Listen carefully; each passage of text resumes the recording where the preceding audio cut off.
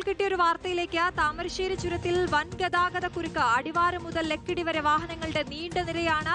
വാഹനം ചുരമിറങ്ങാൻ 3 മണിക്കൂറിലധികം സമയമെടുക്കുമെന്നാണ് മുന്നറിയിപ്പ്. ഷഹദ് റഹ്മാൻ വിവരങ്ങൾ നൽകും. ഷഹദ്, എന്താണിപ്പോൾ ഈ ഗതാഗത കുരുക്കിന് കാരണമായിരിക്കുന്നത്? നിലവിലെ അവസ്ഥ എന്താണ്?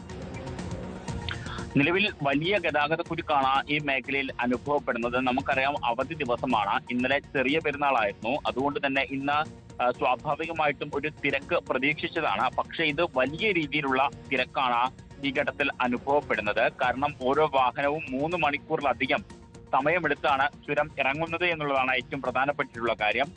അതായത് ഉച്ചയ്ക്കൊക്കെ ചെറിയ രീതിയിലുള്ള തിരക്കുണ്ടായിരുന്നെങ്കിലും അത് പരസ്പരം എല്ലാവർക്കും രണ്ടിടങ്ങളിലേക്കും പോകുവാൻ പറ്റുന്ന തരത്തിലുള്ള തിരക്കായിരുന്നു. പക്ഷേ ഉച്ചയ്ക്ക് ശേഷം ഏകദേശം വൈകിട്ടായതോടുകൂടി തിരക്ക് നിയന്ത്രിക്കാൻ പറ്റാത്ത വിധത്തിലായി. ഇപ്പോൾ വാഹനങ്ങൾ പല ഇടങ്ങളിലായിട്ട് കുടുങ്ങിക്കിടക്കുകയാണ്. ഏകദേശം 3 മണിക്കൂറിലധികമായി ഈ ചുരത്തിൽ കുടുങ്ങുന്ന ഒരു സാഹചര്യമുണ്ട്.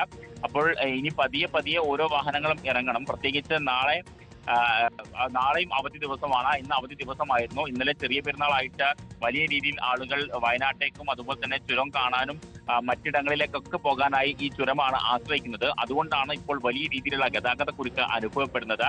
നാളെയും സമാനമായിട്ടുള്ള ഗതാഗത കുരുക്ക് ഉണ്ടാകും എന്നുള്ളതാണ് നമുക്ക് മനസ്സിലാക്കാൻ സാധിക്കുന്നത്. അതുകൊണ്ട് ഈ ചുരം വഴി യാത്ര ചെയ്യുന്ന ആളുകൾ മറ്റ് ബദൽ മാർഗങ്ങൾ തേടണം എന്ന കാര്യമാണ് ഈ ഘട്ടത്തിൽ പറയാനുള്ളത്. എന്തായാലും നിലവിൽ വലിയ രീതിയിലുള്ള ഗതാഗത കുരുക്കുണ്ട്. 3 മണിക്കൂറിലധികം നേരം സമയം ചിലവഴിച്ചാണ് ഓരോ വാഹനങ്ങളും ചുരം ഇറങ്ങുന്നത്. അടിവാരം മുതൽ ലക്കിടി വരെയുള്ള വാഹനങ്ങളുടെ നീണ്ട നിരയാണ് ഈ ഘട്ടത്തിൽ നമുക്ക് കാണാൻ സാധിക്കുന്നത്.